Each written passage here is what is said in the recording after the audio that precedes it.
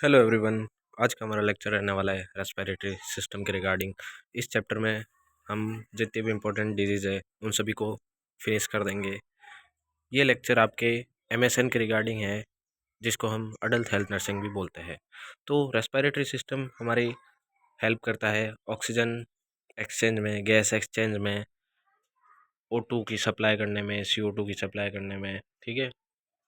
Respiratory system में दो parts होते हैं, external respiration and internal respiration. जो एक्सटर्नल रेस्पिरेशन होता है उसमें जो गैस का एक्सचेंज होता है वो ब्लड एंड लंग्स के बीच में होता है, एंड जो इंटरनल रेस्पिरेशन है उसके अंदर गैस एक्सचेंज होता है अपने ब्लड एंड सेल के अंदर। ठीक है। तो ये दो प्रकार से रेस्पिरेशन करता है अपनी बॉडी। देन रेस्पिरेटरी सिस्टम के दो पार्ट्स होते हैं, upper respiratory, lower respiratory. Upper के अंदर आते हैं nostril, mouth, pharynx, larynx, throat et cetera. Lower respiratory के अंदर आता है trachea, bronchi, bronchus, alveoli, lungs and their coverings et cetera. इन सब से रिगार्डिंग या रिलेटेड डिजीजेज हम पढ़ेंगे। सबसे पहले हम पढ़ने जा रहे हैं राइनाइटिस। राइनाइटिस राइनाइटिस एक ऐसी डिजीज है जो कि आपको नाम से ही पता चल रहा होगा, पीछे आईटिस आ रहा है, इसका मतलब क्या है? इन्फ्लामेशन। यानी कि इसके अंदर इन्फ्लामेशन वाली कंडीशन होती है। ये डिजीज क्या होती है आगे हम पढ़ते हैं।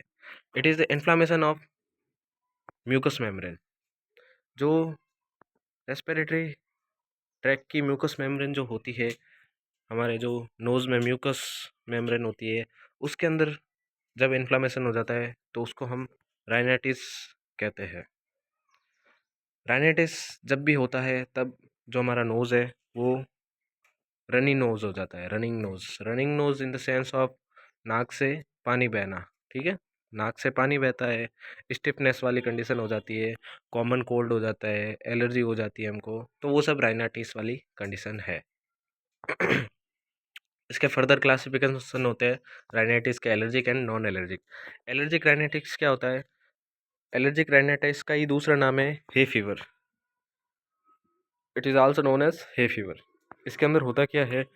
एलर्जिक रिएक्शंस होती है जो कि कॉज करती है sneezing, itching, sore throat etcetera. Allergic reactions can be acute और सीजनल। यानी कि एलर्जिक जो रिएक्शंस होगी वो एक्यूट शॉर्ट टर्म के लिए भी हो सकती है, एंड सीजनल यानी कि सर्दी का सीज़न है तो, गर्मी का सीज़न है तो, ऐसे सीजनल। आपने देखा होगा कि सर्दी में बहुत ज़्यादा रनिंग नोज़ वाली कंडीशन होती है, तो सीजनल का मतलब ये है कि सीज़न के अकॉर्डिंग एलर्जिक राइनाइटिस होता है। ठीक है। मेनली जो एलर्जिक राइनाइटिस है वो कॉज होता है पोलन के द्वारा, ग्रॉसेस, फ्लावर्स के द्वारा। ठीक है। इट कैन बी क्रोनिक, यानी कि राइनाइटिस जो अपना है वो एक्यूट के साथ साथ क्रोनिक कंडीशन भी है। ठीक है। जब ये क्रोनिक होता है तब क्या होता है, जो एलर्जेंस है वो चेस्ट के ऊपर इफ़ेक्ट करते हैं डायरेक्टली। सॉरी, इस लाइन का मतलब ये है कि क्रोनिक कंडीशन राइनाइटिस की तब पैदा होती है जब एलर्जेंस कौन से हो, क्लस्ट वाले हो, या फिर कोई सर्टेन फूड से एलर्जी हुई हो, तब क्रोनिक कंडीशन पैदा होती है। इसके साइन एंड सिम्टम क्या है? Sneezing, nasal obstruction, tearing, runny nose, watery nasal discharge etcetera. Headache वाली कंडीशन भी आ जाती है, नोज में इचिंग भी होती है। मैनेजमेंट में हम क्या करेंगे? इसके एंटी हिस्टामिन लेंगे। एंटी हिस्टामिन्स ड्रग्स जितनी भी है उनमें से कोई भी एक हम ले लेंगे।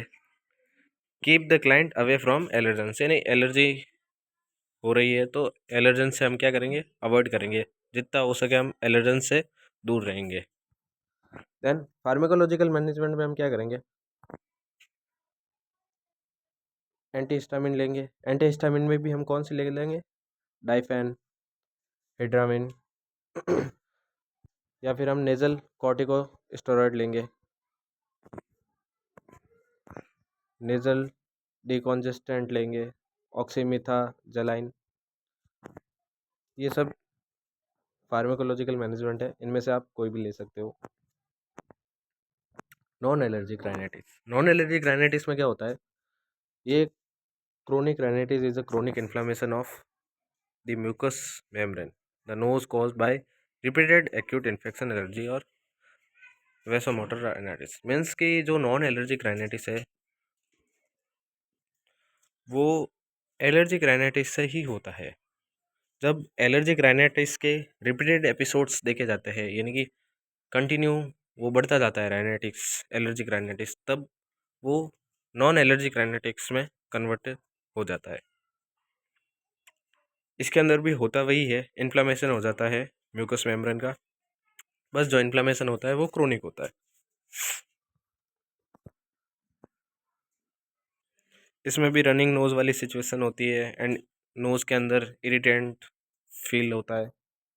इसके कॉजेज़ क्या क्या है, तो इन्फेक्शन लाइन बैक्टीरियल वायरल, कोई बैक्टीरियल वायरल इन्फेक्शन हो गया हो तो, हार्मोनल राइनाइटिस, ड्रग इंड्यूस यानी ड्रग के कारण भी हो सकता है ये कोई, या फिर हम कोई स्पाइसी फूड खाते हैं तब भी ये कंडीशन आ जाती है, नॉन एलर्जिक राइनाइटिस वाली। ठीक है, इसी के साथ हमारा साइन एंड सिम्टम स्टार्ट होता है नॉन एलर्जिक राइनाइटिस का। इसके ना साइन एंड सिम्टम कुछ इस प्रकार है: nasal obstruction, feeling of stiffness, pressure in the nose, pressure in the nose, nasal discharge, chronic irritations, वही ये सेम रहते हैं। एक्चुअली क्या है, जितने भी साइन एंड सिम्टम है लगभग लंग्स से रिलेटेड जितने भी डिजीजेज है रेस्पिरेटरी से रिलेटेड लगभग सेम ही रहते हैं। उसके लिए मैंने एक वीडियो अपलोड कर रखा है, जितने भी कॉमन साइन एंड सिम्टम है वो उसके अंदर डाल रखे हैं, वो आप जाके देख सकते हो। अब इसका मैनेजमेंट देखते हैं हम। एडमिनिस्टर एंटीबायोटिक, इन्फेक्शन हो रहा है तो हम क्या करेंगे, एंटीबायोटिक लेंगे जो कि ट्रीट कर देंगे नॉन एलर्जिक राइनाइटिस को। एंटी हिस्टामिन भी देंगे जो कि एलर्जी से रिलीफ कराएंगे हमको। ठीक है, नेजल इरिटेशंस के लिए हम क्या लेंगे नेजल ड्रॉप्स ले लेंगे। ठीक है, रिस्क फैक्टर क्या रहता है इसके, राइनो वायरस हो सकता है, एडिनो वायरस, एंटेरोवायरस। इन्वायरमेंटल फैक्टर इसके infection, food, beverages, certain medications, animals, week immune system. Nursing management में इसके कुछ इस प्रकार है। सबसे पहले प्रोवाइड करना है हमको बेड रेस्ट पेशेंट के लिए, पेशेंट को प्रॉपर बेड रेस्ट प्रोवाइड करना है। एडवाइस करनी है पेशेंट को कि टेक प्लेंटी ऑफ फ्लूड यानी कि फ्लूड्स ज़्यादा से ज़्यादा इंटेक करना है, जूस हो गया, वार्म वाटर हो गया। गिव स्टीम इनहेलेशन यानी कि भाप देनी है पेशेंट को, भाप देते हैं ना इनहेलेशन से, तो स्टीम इनहेलेशन देना है पेशेंट को। एडमिनिस्टर करनी है हिस्टामिन्स ड्रग। ठीक है, एडवाइस करना है पेशेंट को do not take antihistamine before and during working यानी कि जब वर्क कर रहा है पेशेंट, कोई काम कर रहा है तब हिस्टामिन को ना ले।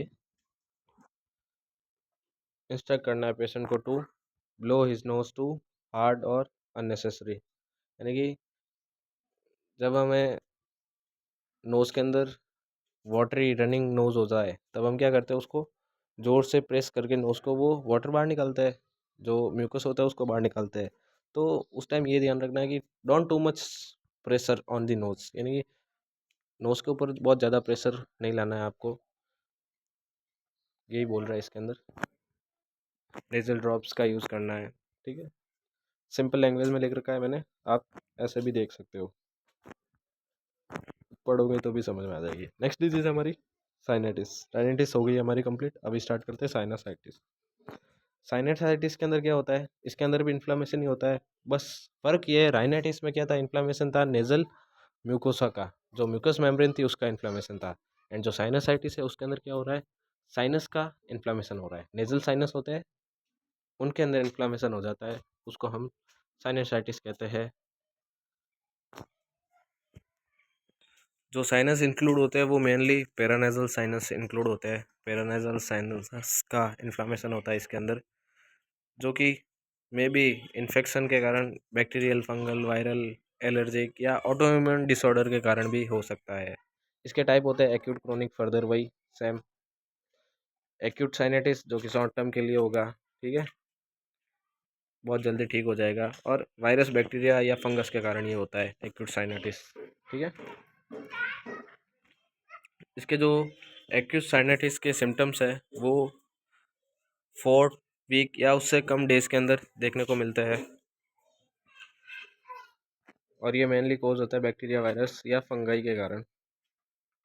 इसकी एटियोलॉजी या कॉजेज जो है वो बैक्टीरिया, वायरस, फंगस है, यानी कि इनके कारण ही ये साइनसाइटिस होता है। साइनसाइटिस के साइनस सिम्टम कुछ इस प्रकार है। बैड ब्रेथ आती है, बैड स्मेल करता है patient, cough often roast at night, यानी रात के समय कफिंग बहुत ज़्यादा होती है, फटीग होता है, fever, headache, tenderness, sore throat. ठीक है, तो ये सब साइनस सिम्टम है साइनसाइटिस के। डायग्नोस्टिक इवोल्यूशन देखते हैं, looking in the nasal for sign of polyp. ठीक है, tapping over sinus area to find infection, x-ray of the sinuses, यानी कि साइनसेस का एक्सरे करवाएंगे। ठीक है, इमेजिंग टेस्ट करवाएंगे, CT scan, MRI, allergic test जो होता है, एलर्जी सेंसिटिविटी टेस्ट वगैरह, वो सब लेंगे, कराएंगे हम पेशेंट का। नेज़ल कल्चर्स लेंगे, यानी सैंपल लेंगे नेज़ल का। सिलियरी फंक्शन टेस्ट लेंगे, कराएंगे पेशेंट का। ठीक है, साइनसाइटिस के मैनेजमेंट में हम जो मेडिकल मैनेजमेंट में ड्रग्स लेंगे वो antibiotic therapy, antihistamine, nasal decongestant, steam inhalations लेंगे। सेल्फ केयर में वही है कि वार्म मॉइस्ट क्लॉथ्स वियर करना है, यानी कि जो वार्म क्लॉथ्स जो होते हैं उनको पहनना है हमें। ठीक है, प्लेंटी ऑफ फ्रूट्स को ड्रिंक करना है, इनहेल करना है हमको स्टीम को, भाप को 2 से 4 टाइम पर डे। ठीक है, नेज़ल सलाइंस वगैरह यूज़ लेने हैं। ठीक है, यूज़ अ ह्यूमिडिफायर, ह्यूमिडिफायर का यूज़ करना है। अब हम देखते हैं एक्यूट के बाद में chronic sinusitis. Chronic sinusitis is a common condition in which cavities around nasal passes become inflamed, यानी कि जो नेजल पासेस के अराउंड जो कैविटीज़ होती है वो इन्फ्लाम्ड हो जाती है, यानी उनके अंदर इन्फ्लामेशन हो जाता है, स्वेलिंग हो जाती है, उसी को हम क्रोनिक साइनसाइटिस बोलते हैं। क्रोनिक साइनसाइटिस लगभग 12 वीक से या उससे ज़्यादा तक रहता है। जो अपना एक्यूट था वो 4 वीक था या उससे लेस देन, एंड जो क्रोनिक है वो 12 वीक या उससे ज़्यादा के लिए है। ठीक है, क्रोनिक साइनसाइटिस का दूसरा नाम है chronic rhinosinusitis. Chronic sinusitis also known as chronic rhinosinusitis. इसके कॉजेज या एटियोलॉजी फैक्टर क्या है, तो वायरस, बैक्टीरिया, फंगस, इन सब के कारण ही ये होता है अपना क्रोनिक साइनसाइटिस। ठीक है, देन उसके अलावा एक्स्ट्रा आप देखना चाहो तो एलर्जी हो गया, कुछ इम्यून सिस्टम सेल्स के कारण भी हो सकता है, मेडिकल कंडीशंस के कारण भी हो सकता है, कोई ट्रॉमा हो गया तो भी ये वाली कंडीशंस हो सकती है। क्लिनिकल मैनिफेस्टेशन या साइन एंड सिम्टम इसके क्या है, तो reduce sense of smell and taste, यानी टेस्ट एंड स्मेल करने में डिफ़िकल्टी आती है पेशेंट को, फील नहीं कर पाता है वो पेशेंट टेस्ट एंड स्मेल को। कान में बहुत तेज पेन होता है,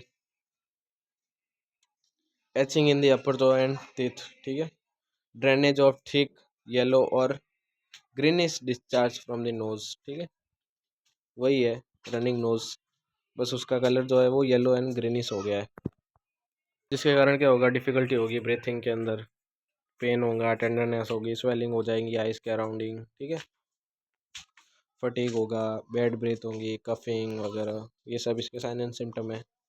डायग्नोस्टिक इवोल्यूशन में हम देखेंगे, नेज़ल एंडोस्कोपी करवाएंगे, इमेजिंग स्टडीज़, एमआरआई वगैरह, सीटी स्कैन करवाएंगे, नेज़ल साइनस कल्चर लेंगे यानी सैंपल लेंगे, एलर्जी टेस्ट करवाएंगे। ट्रीटमेंट में वही है, नेज़ल सलाइन लेंगे, जो स्प्रे होता है एक नेज़ल सलाइन स्प्रे, वो क्या करता है कि अपने वायरस वगैरह, एलर्जी वगैरह कंडीशन में, एक्चुअली क्या है, नेज़ल जो स्प्रे होता है वो इरिटेंट वाली कंडीशन को कम करता है, नोज़ के अंदर ऑब्स्ट्रक्शन को डिक्रीज़ करता है, इचिंग को कम करता है, नोज़ के अंदर पेन को भी रिलीफ करवाता है हमारे अंदर। ठीक है, नोज़ में। देन कुछ हम ट्रीटमेंट के लिए कॉर्टिकोस्टेरॉइड भी लेंगे, पेन रिलीफ के लिए हम एस्प्रिन, आइबुप्रोफेन ले लेंगे, कुछ एंटीबायोटिक्स ले लेंगे हम। इसी के साथ हमारा साइनसाइटिस भी कंप्लीट होता है एंड नेक्स्ट डिजीज स्टार्ट होती है फेरेंजाइटिस। फेरेंजाइटिस नाम से ही पता चल रहा है, इन्फ्लामेशन ऑफ फेरिंग्स। इसके अंदर क्या होता है, जो थ्रोट की बैक साइड जो हमारा फेरिंग्स प्रेजेंट रहता है उसके अंदर इन्फ्लामेशन हो जाता है। It is typically result in sore throat and fever, यानी सॉर थ्रोट हो जाता है इसके कारण एंड फीवर वाली कंडीशन पैदा हो जाती है। डेफिनेशन कुछ इस प्रकार इसकी, it is the inflammation of pharynx which is in the back of the throat, throat के बैक साइड में होता है अपना फेरिंग्स, उसके अंदर इन्फ्लामेशन हो जाता है जिसके कारण क्या हो जाता है, सॉर थ्रोट हो जाता है। इसके टाइप है एक्यूट, क्रोनिक। एक्यूट फेरेंजाइटिस क्या है, usually caused by viral infection, यानी कि ये वायरल इन्फेक्शन के कारण होता है and some viral infection that cause the common cold, यानी कि कॉमन कोल्ड को कॉज कर देता है ये। Chronic pharyngitis, it is an persistent short throat, यानी शॉर्ट थ्रोट काफ़ी लंबे टाइम तक रह गया, उसको ट्रीट नहीं किया गया तो वो क्रोनिक के अंदर कन्वर्ट हो जाता है।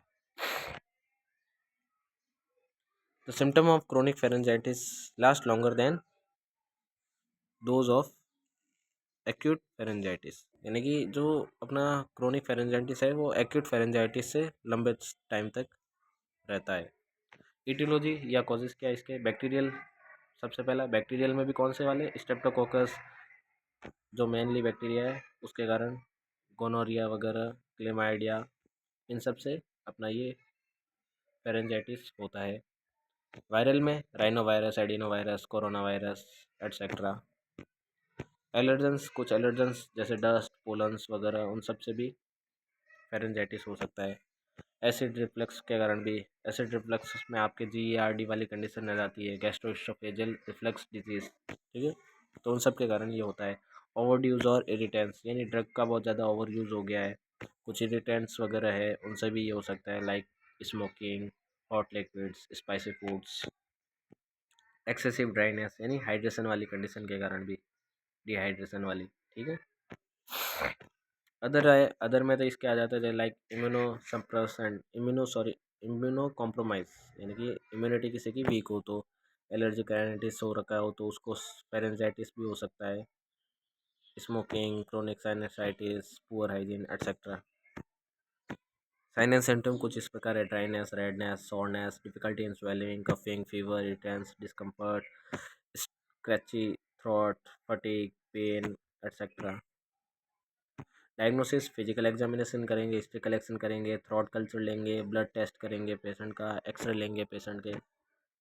मैनेजमेंट में एंटीबायोटिक देंगे, कौन सी वाली, penicillin and erythromycin. Corticosteroid, dexamethasone देंगे एंड प्रेडनिसोलोन दे देंगे। देन एंटीफंगल में हम ले लेंगे डिप्लोकैन एंड मायोस्टैटिन। एनाल्जेसिक्स भी दे देंगे, कुछ पेन रिलीफर लाइक अपनी पैरासीटामोल एंड अपनी ये आइबुप्रोफेन जो कि पेन किलर है अपनी। नर्सिंग मैनेजमेंट में हम क्या करेंगे, पेशेंट को बेड रेस्ट प्रोवाइड करेंगे, प्लेंटी फ्लूइड्स प्रोवाइड करेंगे जो कि डिहाइड्रेशन को हाइड्रेशन के अंदर कन्वर्ट करा देंगे। तो ये सब नर्सिंग रेस्पॉन्सिबिलिटी आप देख सकते हो। नर्सिंग रेस्पॉन्सिबिलिटी जो है वो हर डिजीज़ के अंदर लगभग सेम ही रहती है, ठीक है। कॉमन यही रहता है कि जो एडमिनिस्टर करते हैं हम पेशेंट को मेडिकेशंस वगैरह, पेशेंट को प्रॉपर हम बेड रेस्ट वगैरह प्रोवाइड कराते हैं, पोजीशंस प्रोवाइड कराते हैं, प्लेंटी फ्रूट्स प्रोवाइड कराते हैं, ये सब कॉमन नर्सिंग रूल्स होते हैं। इसी के साथ हमारी फेरेंजाइटिस भी कंप्लीट होती है। नेक्स्ट डिजीज़ हमारी स्टार्ट होती है टॉन्सिलाइटिस। टॉन्सिलाइटिस नाम से ही पता चल रहा है, टॉन्सिल्स के अंदर इन्फ्लामेशन, ठीक है। टॉन्सिल्स क्या होते हैं, दो मासेज होते हैं। Tonsils are two masses of tissues, यानी टिश्यूज के दो मासेज होते हैं जो कि थ्रोट के बैक साइड में प्रेजेंट होते हैं, ठीक है। उनको हम टॉन्सिल्स बोलते हैं। उन टॉन्सिल्स के अंदर जब इन्फ्लामेशन हो जाता है उस कंडीशन को हम टॉन्सिलाइटिस बोलते हैं।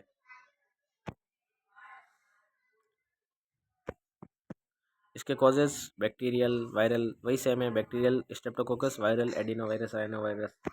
टाइप्स इसके फर्दर वही सेम रहता है, एक्यूट एंड क्रोनिक। एक्यूट जो कि शॉर्ट टर्म के लिए रहेगा एंड बैक्टीरिया या वायरल के कारण होगा।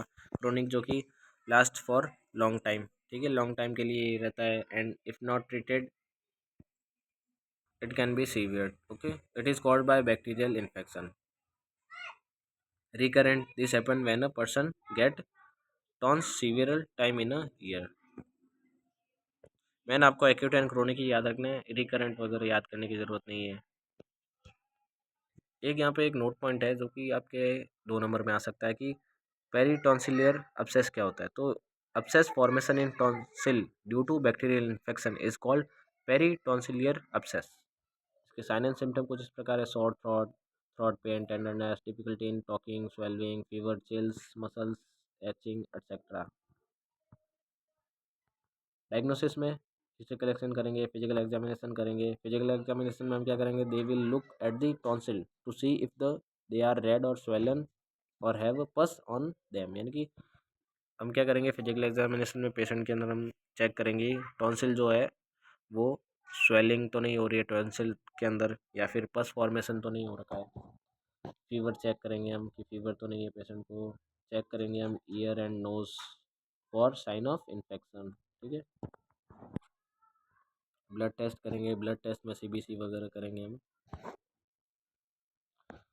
थ्रोट कल्चर लेंगे, यानी कि थ्रोट का जो है सैंपल लेंगे हम।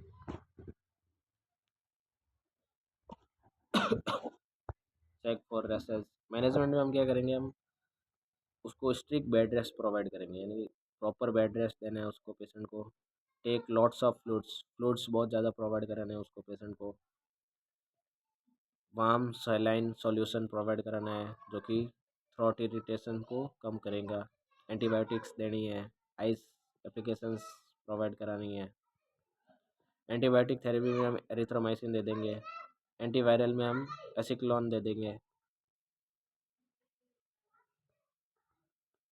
देन हम सर्जिकल में हम क्या करेंगे, टॉन्सिलेक्टोमी करेंगे, जिसके अंदर हम क्या करेंगे, tonsil are an important part of the immune system, so the doctor will try to keep them, but if the tonsil keep coming back or would not go away, or if the swollen tonsil make it hard for the patient to breathe or eat, the patient might need to take the tonsil out. This surgery is called tonsillectomy। यानी कि tonsil जो है वो body के अंदर बहुत important part है body का, इम्यून सिस्टम का। उनको ऐसे ही रिमूव नहीं किया जा सकता, बट अगर वो टॉन्सिल ठीक नहीं हो रहे, ट्रीट नहीं हो रहे, तो उस कंडीशन में हम टॉन्सिल को क्या करेंगे, सर्जरी से रिमूव कर देंगे, तो उसी को हम टॉन्सिलेक्टॉमी बोलते हैं। टॉन्सिलेक्टॉमी में पीछे ई आ रहा है, यानी कि एक्टॉमी आ रहा है, तो एक्टॉमी का मतलब होता है किसी भी चीज़ को रिमूव करना। ठीक है। अब इसके हम pre operative post operative care देखते हैं। प्री ऑपरेटिव केयर में तो वही है, फिजिकल एग्जामिनेशन करेंगे, वाइटल साइन चेक करेंगे हम, उसके कंसल्ट लेंगे पेशेंट का, सीटी स्कैन वगैरह, ब्लड ग्रुपिंग टेस्ट वगैरह एटसेट्रा हम सब करेंगे, सीडेटिव्स प्रोवाइड करेंगे। ठीक है। पोस्ट ऑपरेटिव में हम क्या करेंगे, पोस्ट ऑपरेटिव में हम उसको पोजीशंस परफेक्ट प्रोवाइड करेंगे, safe positions, bed rest provide करेंगे, उसके वाइटल साइंस को ऑब्जर्व करेंगे, कंटिन्यू चेक करते रहेंगे, ब्लीडिंग वगैरह को ऑब्जर्व करेंगे हम। ठीक है। ब्लड फ्लो, आईवी फ्लूइड्स वगैरह टाइम टू टाइम चढ़ाते रहेंगे हम, ब्लड फ्लो को रेगुलेट करते रहेंगे। ठीक है। इनटेक आउटटेक को हम चेक करते रहेंगे। इसी के साथ हमारी ये डिजीज़ भी होती है, टॉन्सिलाइटिस भी खत्म। नेक्स्ट स्टार्ट होती है हमारी न्यू डिजीज़, एपिस्टैक्सिस। एपिस्टैक्सिस जिसे हम नाखूर कहते हैं हिंदी में, ये एक ऐसी कंडीशन है जिसके अंदर हम हमारे नोज़ से ब्लीडिंग होनी स्टार्ट हो जाती है, कंटिन्यू ब्लीडिंग होती है नोज़ से, उसी को हम एपिस्टैक्सिस बोलते हैं, जो कि कोई ट्रॉमा या पिकिंग के कारण, नोज़ पिकिंग के कारण हो सकती है। कॉजेज इसके है ड्राई एयर, बेसिकली जो गर्मी का मौसम होता है उसके टाइम में ब्लीडिंग, नोज़ ब्लीडिंग बहुत ज़्यादा देखने को मिलती है, due to reason of heated, यानी कि हीट के कारण, एंड लो ह्यूमिडिटी क्लाइमेट्स। ठीक है। इंडोर एयर के कारण। ठीक है। इन सभी कारण से नोज़ ब्लीडिंग होती है। नोज़ पिकिंग के कारण भी, यानी कि नोज़ को हम बहुत ज़्यादा ज़ोर से प्रेस करते हैं तब भी नोज़ ब्लीडिंग हो सकती है। कोल्ड, यानी कि वही सर्दी जुकाम हो रखा है हमको, साइनसाइटिस हो रखा है, ठीक है, कफिंग हो रखी है, तो केमिकल इरिटेंट्स के कारण हाई एल्टीट्यूड हेप्टीट्यूड पे अगर हमें है तो बहुत ज़्यादा ऊंचाई वाले एरिया में हो है तो हम तो भी हमें ब्लीडिंग हो जाती है, नोज़ ब्लीडिंग। ठीक है। कुछ ड्रग्स से भी हमें नोज़ ब्लीडिंग हो जाती है, तो ये सब इसके इटियोलॉजिकल फैक्टर्स है। अब हम देखते हैं इसके sign and symptom. Sign and symptom में वही है, हेडेक होगा, कन्फ्यूज़न होगा, एंजाइटी होगी, डिजीनेस, वीकनेस।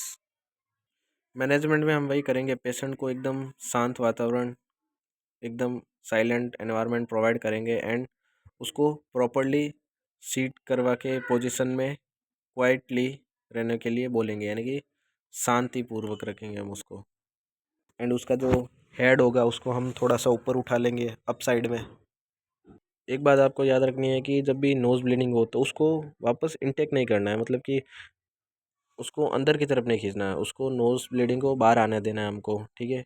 अंदर लेने से क्या होगा, नोज़ को वो बाई चांस फेरिंग्स के अंदर जा सकती है, यानी स्वेलिंग हो सकता है उसका ब्लड का, ठीक है। तो वो फर्दर कॉम्प्लिकेशन क्रिएट करेगा, इसलिए अवॉइड करना है हमको नोज़ को एंटरिंग करने में, यानी कि अंदर नहीं जाने देना है ब्लीडिंग को, हमें उसे बाहर निकालना है, ठीक है।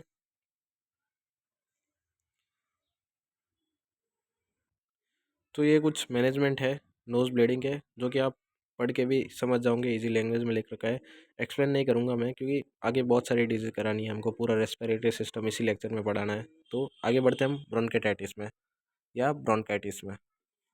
ब्रोंकाइटिस में क्या होता है कि जो ब्रोंकियल ट्यूब्स होती है उनके अंदर इन्फ्लेमेशन हो जाता है, उसी को हम ब्रोंकाइटिस बोलते हैं।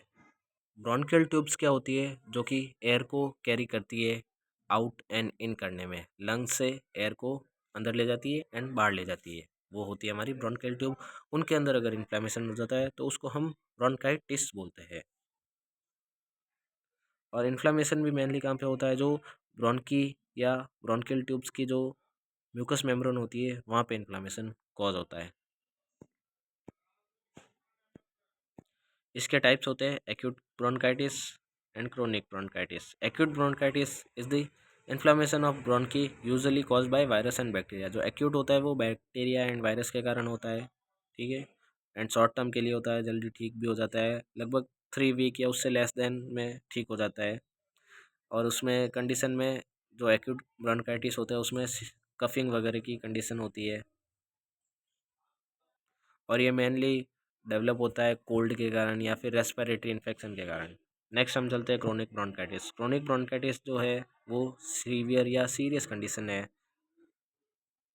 होता है इसमें भी इन्फ्लेमेशन ही है ब्रोंकियल ट्यूब्स के अंदर। बस फ़र्क ये है कि जो क्रोनिक ब्रोंकाइटिस है वो मेनली कोज होता है अपने स्मोकिंग वगैरह के कारण, ठीक है। इसी के साथ हमारा क्रोनिक ब्रोंकाइटिस भी ख़त्म होता है। जो हमारा ब्रोंकाइटिस है वो एक टाइप है सीओपीडी का। सीओपीडी में हमने देखा है कि सीओपीडी के 2 पार्ट्स होते हैं, ब्रोंकाइटिस एंड एम्फाइसीमा। इन दोनों से मिलके सीओपीडी बना होता है। तो सीओपीडी का ही एक पार्ट है ब्रोंकाइटिस। सीओपीडी क्या है, क्रोनिक ऑब्स्ट्रक्टिव पल्मोनरी डिजीज, जो कि हम फर्दर आगे पढ़ेंगे। कॉजेज या एटियोलॉजी क्या है ब्रोंकाइटिस की, तो वायरस, बैक्टीरिया वगैरह, अपर रेस्पिरेटरी इन्फेक्शन हो गया हो, कॉमन कोल्ड हो गया हो, ठीक है। एयर पोल्यूशन बहुत ज़्यादा है तो ये सब कंडीशन के कारण, स्मोकिंग के कारण, टोबैको बहुत ज़्यादा ले रहे हैं तो इन सब के कारण।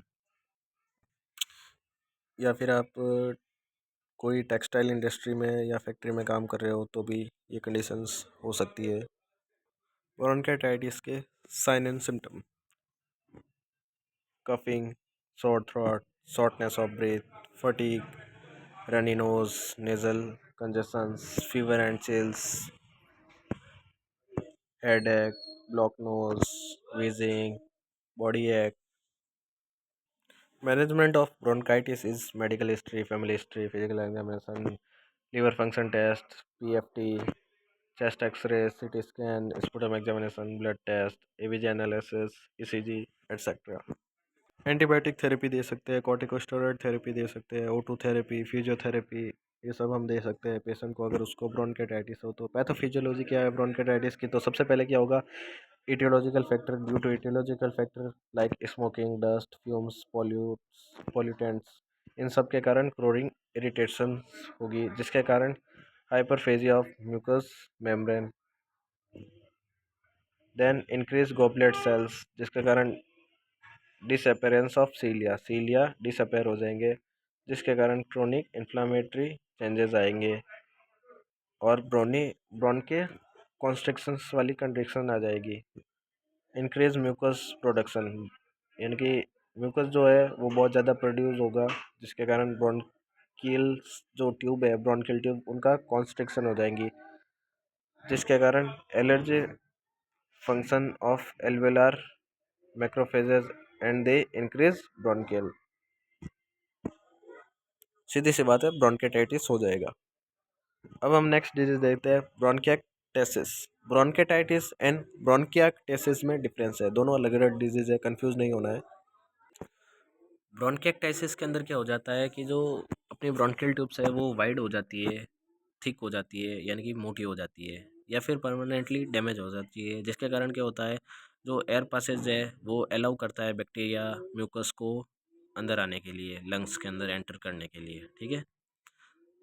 This result in the frequent infections and blockage of the airway, यानी एयरवे का ब्लॉकेज हो जाता है, इन्फेक्शन कॉज हो जाता है बहुत जल्दी, ठीक है। It is the permanent abnormal dilation one और मोर लार्ज ब्रोंकी, ओके, यानी कि ब्रोंकी का एबनॉर्मली डायलेशन हो जाता है, चौड़ी हो जाती है वो। इटियोलॉजी क्या है इसकी, तो पल्मोनरी इन्फेक्शन के कारण भी हो सकता है, पल्मोनरी ऑब्स्ट्रक्शन के कारण, परक्यूटेशियस यानी कि वॉपिंग कफ के कारण, परटूसिस का मतलब होता है वॉपिंग कफ, टीबी के कारण, aspiration of foreign bodies, immune system weak है तो, पास सीवियर इन्फेक्शन हो रखा हो तो, इन सब के कारण जो है हमारा ब्रोंकियाक्टाइसिस वाली कंडीशन हो सकती है। साइन एंड सिम्टम क्या है ब्रोंकियाक्टाइसिस के, तो chronic cough that result in lot of mucus, यानी म्यूकस का प्रोडक्शन हैवी हो जाता है। कभी कभी क्या होता है म्यूकस के साथ ब्लड भी आने लग जाता है, चेस्ट पेन हो जाए, जिसके कारण ब्रीथिंग के अंदर डिफ़िकल्टीज हो जाती है, production of sputum, dyspnoea, dyspnoea means difficulty in breathing, fatigue, fever, nasal stiffness, pulmonary infection, wheezing, fatigue, weight loss, shortness of breathing हो जाती है।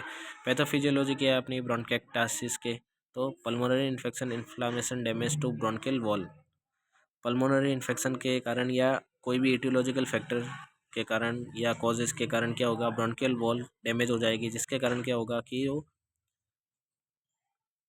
जो सपोर्टिव स्ट्रक्चर्स होगी उनका लॉस हो जाएगा, जो कि रिटेंशन ऑफ सिक्रेशन यानी सिक्रेशन को कॉज करेगी। अब वो दो टाइप से होगा, थिक स्पुटम एंड ऑब्स्ट्रक्टिव।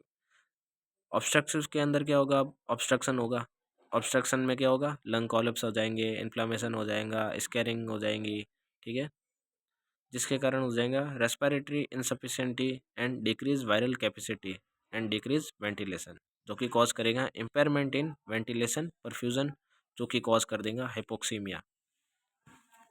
तो ये था हमारा ब्रोंकिएक्टाइसिस की पैथोफिजियोलॉजी। डायग्नोस्टिक इवोल्यूशन क्या है ब्रोंकिएक्टाइसिस के, तो हिस्ट्री कलेक्शन करेंगे, physical examination, chest CT scan, X ray, blood test, sputum culture, lung function test, bronchoscopy. Management में promote bronchial drainage and remove excessive secretion, यानी जो म्यूकस भर गया है उसको बाहर निकालेंगे, सिक्रेशन को बाहर निकालेंगे हम, एक्सेसिव सिक्रेशन को रिमूव करेंगे, प्रिवेंट करेंगे हम इन्फेक्शन को। तो उसके लिए हम क्या करेंगे, पोस्चुरल ड्रेनेज करेंगे, चेस्ट फिजियोथेरेपी करेंगे, ब्रेथिंग एक्सरसाइज, ठीक है। स्मोकिंग वगैरह को स्टॉप करना है, पेशेंट को बोलना है स्मोकिंग अवॉइड करे, एंटीबायोटिक्स प्रोवाइड करेंगे, ब्रोंकोडायलेटर्स देंगे, लाइफस्टाइल मॉडिफिकेशंस करवाएंगे, यानी कि एक्सरसाइज वगैरह, हेल्थी डाइट प्रोवाइड कराएंगे। नर्सिंग मैनेजमेंट में भाई कॉमन वाला लिखना है, एजुकेट करना है पेशेंट को फिजिकल थेरेपी के लिए, एक्सरसाइज के लिए, रिहेबिलिटेशन थेरेपी प्रोवाइड करानी है, एजुकेशन एनर्जी टेक्निक्स वगैरह पेशेंट को प्रोवाइड करानी है, सिखानी है, उसको टीच करानी है, provide adequate nutrition, auto therapy, humidifications, provide proper positions, bronchodilator provide कराने हैं, वाइटल साइन को मॉनिटर करना है, एनकरेज करना है पेशेंट को कि अवॉइड करनी है स्मोकिंग। देन नर्सिंग डायग्नोसिस में कॉमन वाले नर्सिंग डायग्नोसिस आपको लिख लेने हैं, अगर एक्चुअल लिखना चाहो तो भी आप लिख सकते हो, लाइक इनफेक्टिव एयरवे क्लियरेंस, यानी कि जो पेशेंट का एयरवे है वो इनफेक्टिव हो गया है रिलेटेड टू ब्रोंकियो कॉन्स्ट्रिक्शन, यानी ब्रोंकियल्स जो है वो, ब्रोंकियल ट्यूब जो है वो कॉन्स्ट्रिक्शन हो गया है, जो कि क्या कॉज कर रहा है, म्यूकस का एक्सेसिव प्रोडक्शन करवा रहा है, एंड इन्फेक्शन, इनफेक्टिव कफिंग के कारण कफिंग हो रही है, ब्रोंकियो पल्मोनरी इन्फेक्शन हो गया है। देन सेकंड है इम्पेयर्ड गैस एक्सचेंज में इम्पेयरमेंट आ गया है, एंड एयरवे क्लियरेंस में भी इम्पेयरमेंट आ गया due to ventilation perfusion inequality and alveoli destruction. तो ये सब डायग्नोसिस आप देख सकते हो। इसी के साथ हमारा ब्रोंकियोटाइसिस भी खत्म होता है and emphysema new disease start होती है। एम्फाइसीमा क्या है? ये एक ऐसी डिजीज है जिसके अंदर जो हमारे प्लूरल कैविटी या प्लूरल स्पेस जो होता है उसके अंदर पस का कलेक्शन हो जाता है। एम्फाइमा, कंफ्यूज नहीं होना है, एम्फाइसीमा एंड एम्फाइमा अलग है। एम्फाइसीमा जो होती है वो सीओपीडी का पार्ट है, अभी जो हम पढ़ रहे हैं वो है एम्फाइमा। एम्फाइमा में क्या होता है? प्लूरल स्पेस या प्लूरल कैविटी के अंदर पस फॉर्मेशन हो जाता है या पस का कलेक्शन हो जाता है। प्लूरल कैविटी जो होती है वो क्या होती है? लंग्स के अराउंड जो लेयर होती है, कैविटी होती है, स्पेस होती है, हॉलो स्पेस, उसी को हम प्लूरल स्पेस या प्लूरल कैविटी बोलते हैं। इसी का दूसरा नाम है एम्फाइमा का, वो है हमारा पायोथोरैक्स और purulent pleuritis. It is a condition in which pus and fluid from the infected tissue collect in body cavities, यानी पस फॉर्मेशन हो जाता है। कॉजेज क्या है हमारे एम्फाइमा के? तो लंग अब्सेस में भी ये होता है, पस फॉर्मेशन होता है, तो वही इसका कॉजेज है। चेस्ट इंजरी हो गई, ट्रॉमा हो गया, बैक्टीरियल इन्फेक्शन हो गया, ट्यूबरक्लोसिस टीबी हो गया, हीमोथोरक्स हो गया, इन सभी के कारण हमारा एम्फाइमा हो सकता है। Sign and symptom: chest pain, dry cough, fever, chills, excessive sweating, especially night में, वेट लॉस, एनोरेक्सिया। ओके, अब जो एम्फाइमा है इसकी 3 स्टेजेस होती है: exudated, fibropurulent and organising stage. एक यहाँ पे एक नोट पॉइंट है, साइटोकाइनेस। साइटोकाइनेस क्या होता है? साइटोकाइनेस क्या होता है? They are regulator of host response to infection और इन्फ्लामेशन एंड ट्रोमा। ठीक है, ये एक नोट पॉइंट है जो कि 2 नंबर में आ सकता है। तो जब भी पूछे साइटोकाइनेस क्या है तो आपको लिख देना है it is a regulation of host response, यानी कि होस्ट का रेस्पॉन्स का रेगुलेशन करता है ये। जैसे कि लंग्स के अंदर कभी भी इन्फ्लामेशन, ट्रोमा या इन्फेक्शन हो जाता है तो उसके अंदर होस्ट के रेस्पॉन्स को ये रेगुलेट करता है। कौन? साइटोकाइनेस। अब हम स्टेजेस देखते हैं एम्फाइमा की। सबसे पहले एक्सुडेट स्टेज के अंदर क्या होता है? इसके अंदर एक्यूमुलेशन इन लंग के अंदर एक्यूमुलेशन हो जाता है पस का। एक्सुडेट स्टेज के अंदर क्या होता है? बैक्टीरियल इन्फेक्शन हो जाता है जो कि करता है एक्यूट इन्फ्लामेशन। किसके अंदर? Between pulmonary parenchyma and visceral pleural. ठीक है, तो जो लंग्स की 2 लेयर होती है, पेरेन्काइमा एंड विसरल, उसके अंदर इन्फ्लामेटरी कॉज करता है या इन्फ्लामेशन कॉज करता है। कौन? बैक्टीरियल इन्फेक्शन, वो होती है हमारी एक्सुडेट स्टेज। फिब्रोपुरुलेंट स्टेज, इसके अंदर क्या होता है? क्रिएशन ऑफ पस पॉकेट्स, जो अपनी प्लूरल स्पेस होती है उसके अंदर फ्लूइड का कलेक्शन हो जाता है एंड पस पॉकेट्स का क्रिएशंस हो जाता है एंड इफ्यूजन वाली कंडीशंस पैदा हो जाती है। नेक्स्ट है हमारी थर्ड स्टेज, ऑर्गेनाइजिंग स्टेज, जिसके अंदर प्लूरल एंट्रैपमेंट हो जाता है। अब डायग्नोस्टिक इवोल्यूशन क्या होता है हमारी एम्फाइमा का? तो एम्फाइमा में हम क्या करेंगे? एक तो फिजिकल एग्जामिनेशन करेंगे, चेस्ट ऑस्कल्टेशन करेंगे, चेस्ट परकशन करेंगे, chest X ray, CT scan, bronchoscopy, blood test, culture of pleural fluid, thoracentesis, ये सब करेंगे। देन मैनेजमेंट में हम क्या करेंगे? थोरासिंथेसिस करेंगे, निडल एस्पायरेशन वाली कंडीशंस करेंगे हम। देन चेस्ट ट्यूब ड्रेनेज, जो फ्लूइड भर गया है, पस फॉर्मेशन हो गई, उसको हम बाहर निकालेंगे चेस्ट ट्यूब से। पोजिशनिंग करेंगे हम, पॉस्चुरल ड्रेनेज करेंगे, एंटीबायोटिक्स ड्रग देंगे, एनाल्जेसिक्स ड्रग्स देंगे, ऑटो एडमिनिस्टर करेंगे हम पेशेंट को। नर्सिंग मैनेजमेंट में वही करना है, उसकी पेशेंट की वाइटल साइंस को देखना है, मॉनिटर करना है, असेस करनी है लोकेशन, कैरेक्टरिस्टिक्स ऑफ पेन, ठीक है, प्रोवाइड करानी है कंफर्टेबल पोजीशंस, ठीक है, इनक्रेज करना है रिलैक्सेशन ब्रीथिंग पैटर्न्स या रिलैक्सेशंस टेक्निक्स को टीच करना है पेशेंट को, मेंटेन करना है एडिक्वेट हाइड्रेशन पेशेंट के अंदर, इसके साथ हमारा एम्फाइमा भी ख़त्म होती है। नेक्स्ट डिजीज़ हमारी स्टार्ट होती है एम्फाइसीमा। एम्फाइसीमा के अंदर क्या होता है, जो हमारी एल्वोलाई की वॉल होती है उसके अंदर डिस्ट्रक्शन हो जाता है, वही होता है हमारा emphysema. It is define as impaired gas exchange, यानी कि गैस एक्सचेंज में इम्पेयर्ड हो जाता है। जो हमारा लंग्स के अंदर गैस एक्सचेंज होता है CO2 O2 का, वो कैसा हो जाता है, इम्पेयर्ड हो जाता है। कारण क्या है इसका, तो due to reason of destruction of walls of alveoli. जो एल्वोलाई की वॉल्स होती है उनके अंदर डिस्ट्रक्शन हो जाता है, या फिर कह सकते हैं हम कि परमानेंट डायलेशन हो जाता है एयर सैक्स। एयर सैक्स जो होती है उनका परमानेंट डायलेशन हो जाता है।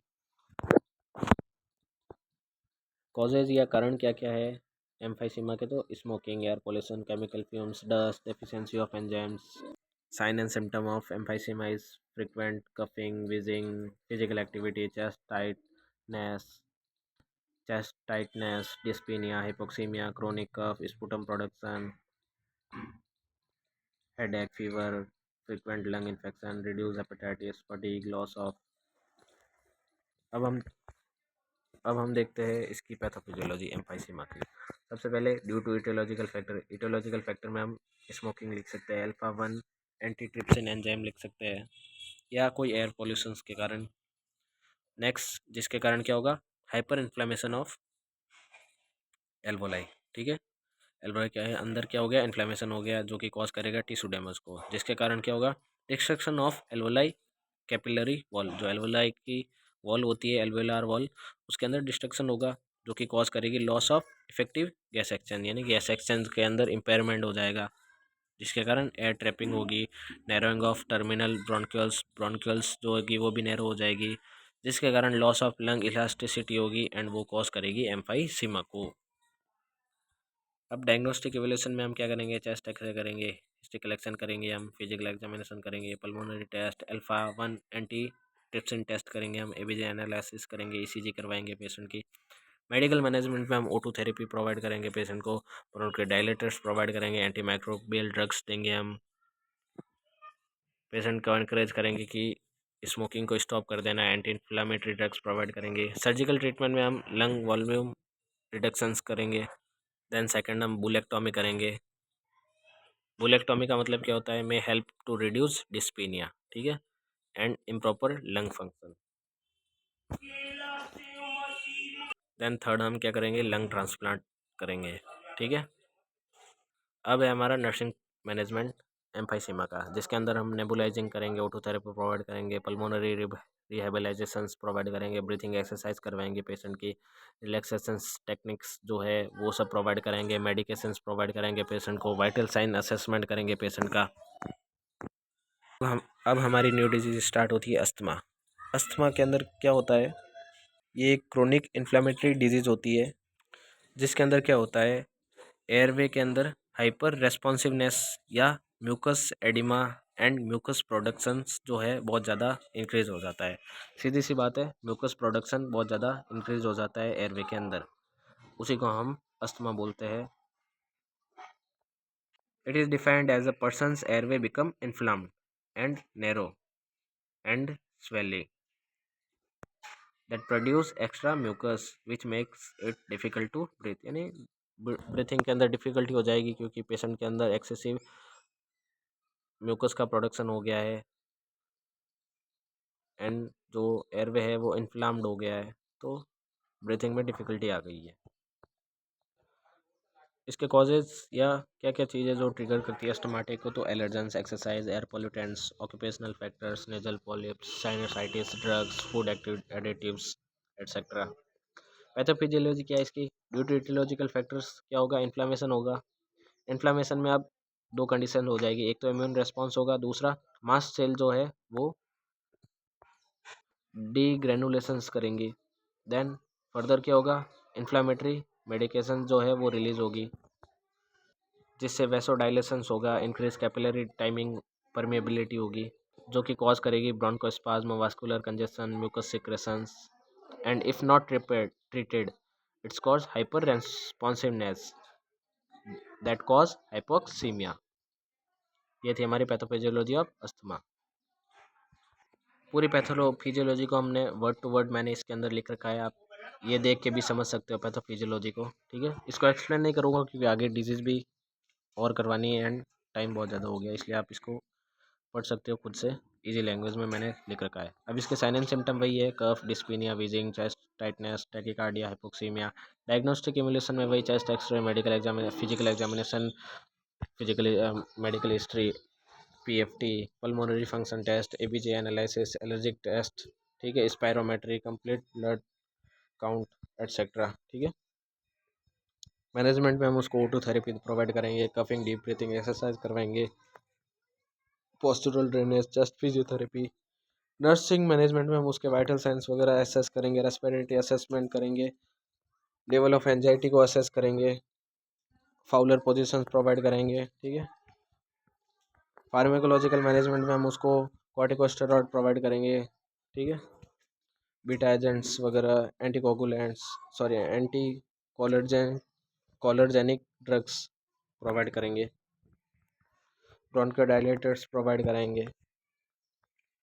नर्सिंग डायग्नोस आप देख सकते हो क्या क्या है, इनफेक्टिव एयरवे क्लियरेंस वगैरह, वही कॉमन डायग्नोसिस है, आप देख सकते हो, पढ़ने से ही आपको समझ आ जाएगा। ठीक है, एक्सप्लेन नहीं करूँगा मैं यहाँ पे, इसके लिए मैंने अलग से एक वीडियो बना रखा है, आप वो देख सकते हो।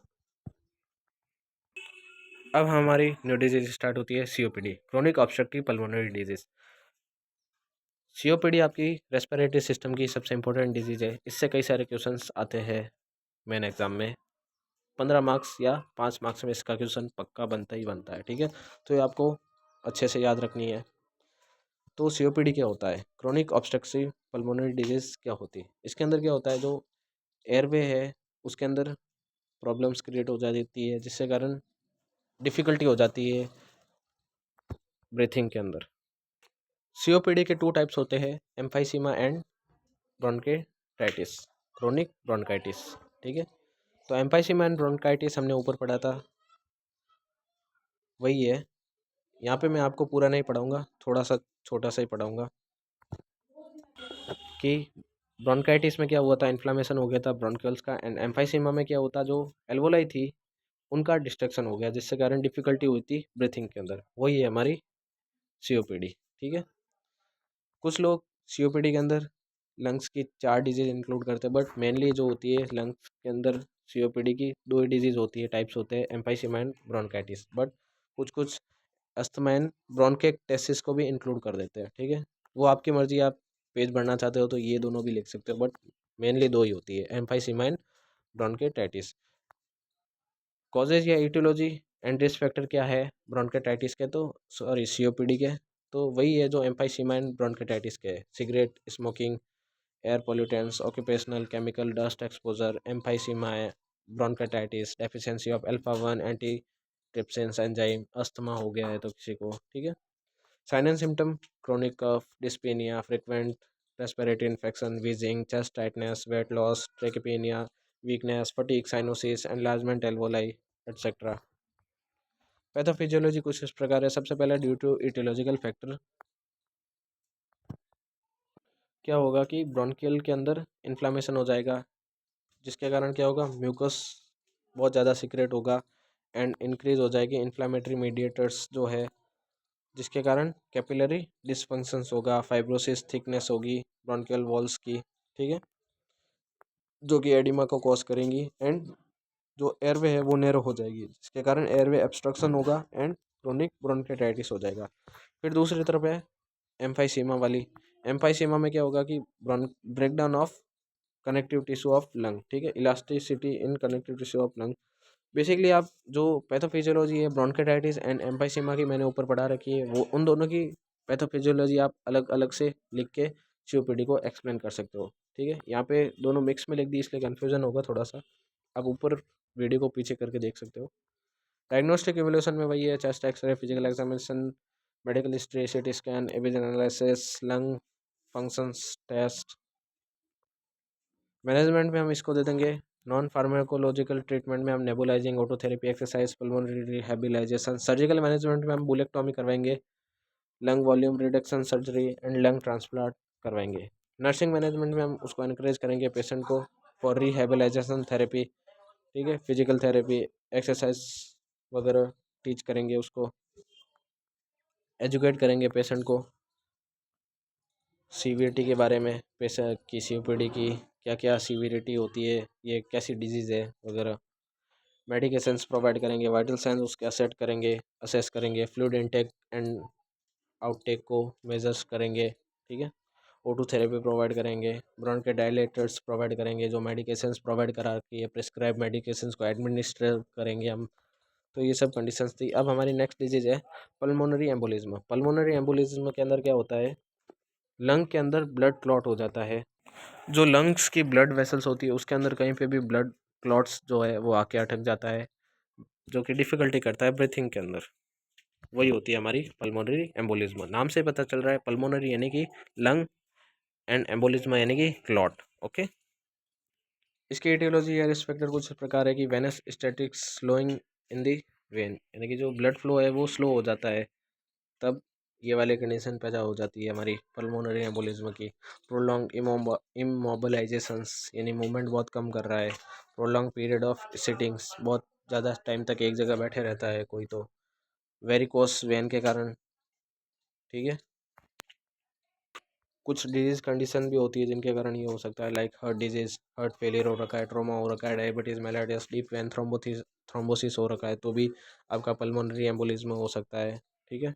कुछ फैक्टर्स होते हैं लाइक प्रेगनेंसी, टाइट क्लॉथिंग, बहुत टाइट कपड़े पहनना, ओबिसिटी हो रखा है किसी को, एडवांस एज है, बूढ़ा आदमी है कोई तो, ठीक है। साइन एंड सिम्टम कुछ इस प्रकार इसके, sudden onset and unexplain dyspnoea, tachypnoea, tachycardia, chest pain, coughing वगैरह।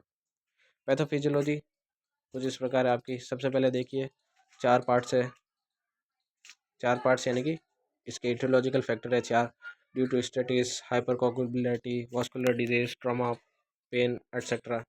इन सभी के कारण क्या होगा, इंक्रीज होगा चांस ऑफ थ्रोम्बस फॉर्मेशन, यानी कि थ्रोम्बस फॉर्मेशन के या क्लॉट फॉर्मेशन के चांस इंक्रीज हो जाएंगे, जिसके कारण obstruction of pulmonary artery by thrombus, यानी पल्मोनरी आर्टरी के अंदर थ्रोम्बस हो जाएगा, क्लॉट हो जाएगा, ब्लड जो है वो एक जगह रुक जाएगा, क्लॉट बना देगा, जिसके कारण डिक्रीज हो जाएगा ब्लड फ्लो, ठीक है। या फिर no blood flow in the lungs, जो कि कॉज करेगा release of substance from clot, ठीक है। क्लॉट से रिलीज होंगे कुछ सब्सटेंस जो कि कॉन्स्ट्रिक्शन ऑफ ब्लड वेसल्स करवाएंगे, ब्लड वेसल्स का कॉन्स्ट्रिक्शन होगा धीरे धीरे, जिसके कारण पल्मोनरी वास्कुलर रेजिस्टेंस होगा एंड वेंटिलेशन परफ्यूजन मिसमैच होगा, जो कि कॉज करेगा इंक्रीज पल्मोनरी आर्टेरियल प्रेशर।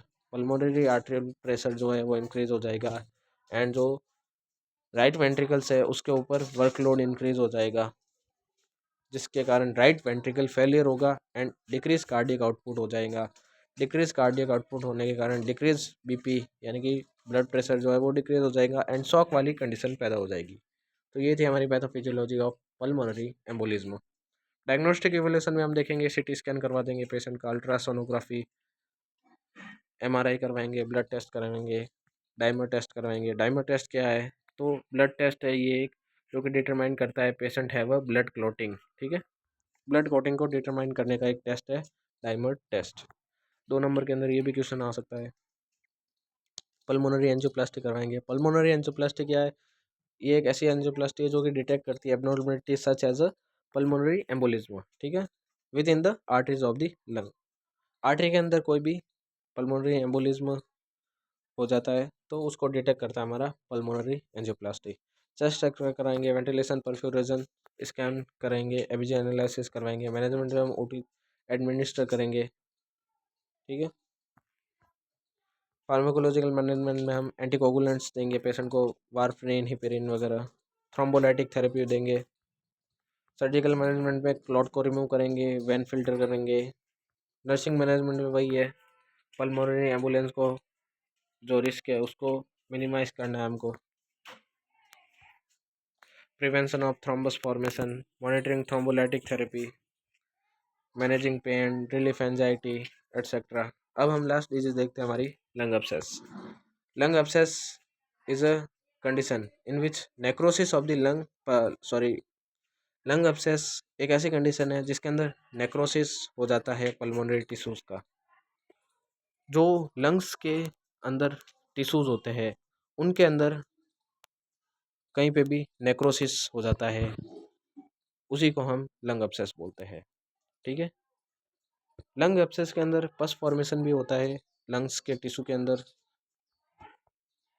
इसके ईटियोलॉजी या कॉजेज कुछ इस प्रकार: aspiration of oesophageal gastric secretion, oropharyngeal gastric secretion, necrotizing tumors, unconsciousness patient, drug addictions, alcoholism, head injury, fungal, mycobacterium, parasites वगैरह, स्ट्रेप्टोकाइकोसोरिस एटसेट्रा, कई सारे ये सब इसके कॉजेज है। रिस्क फैक्टर वही है: माल न्यूट्रिशन, सीवियर इलनेस, कॉमा है, किसी को डायबिटीज़ हो रखा है, लंग डिजीज हो रखी है, रीनल फेलियर है। तो पैथोफिजियोलॉजी में due to aetiological factor, causative organism and factors invade the pulmonary tissues that cause alveolar macrophages initiate the inflammatory response, that release of inflammatory mediators, जिसके कारण inflammatory mediators रिलीज हो गए, जिसके कारण जो न्यूट्रोफिल्स साइनोफिल्स जो है मास्ट सेल के मीडिएटर्स वो भी रिलीज होंगे, एंड एल्वोलार कैपिलरी लीक हो जाएंगी, जो कि leucocytosis increase prevalent secretions and form lesions, जिसके कारण कॉन्सोडाइलेशंस इन द लंग्स हो जाएगा, एंड इम्पेयर्ड गैस एक्सचेंज हो जाएगा, यानी गैस एक्सचेंज में इम्पेयरमेंट हो जाएगा। साइन एंड सिम्टम इसके लंग एब्सेस के कुछ इस प्रकार है: severe cough, anorexia, weight loss, weakness, chest pain, dyspnoea, diaphoresis. Diagnostic evolution में physical examination, history collection, chest X-ray, blood test, sputum culture, bronchoscopy, CT scan of the chest etcetera. Medical management में हम दे देंगे उसको bronchoscopy करवा देंगे, उसकी medications provide कराएंगे हम उसको, डाइट हाई इन प्रोटीन, ठीक है, एनकरेज करेंगे उसको एडिक्वेट कफिंग के लिए। सर्जिकल मैनेजमेंट में हम उसकी लोबेक्टोमी करवाएंगे। लोबेक्टोमी में क्या होगा कि it is done where there is a severe haemoptysis और non response to medical management, ठीक है।